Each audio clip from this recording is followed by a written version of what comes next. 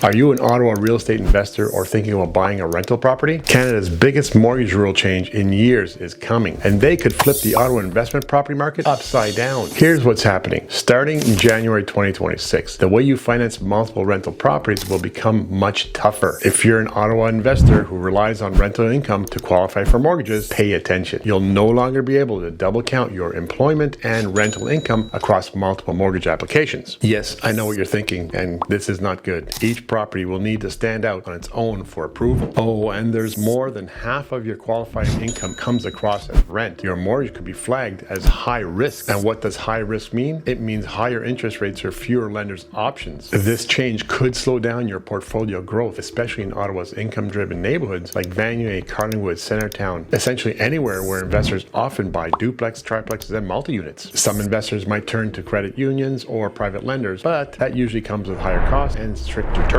So if you currently own rental properties in Ottawa or plan on investing, don't wait for 2026. Let's talk about how these new rules will affect your real estate financing strategy. And you can still build wealth through Ottawa's smart real estate investing. So DM me here or drop me a question below or reach out to me directly. I'll help you position your investment for success in this changing market. Want a deeper dive? Subscribe here or hit the bell button for my next video. Well, I'll break down exactly how these rules impact the Ottawa landlords and what you can do to stand ahead.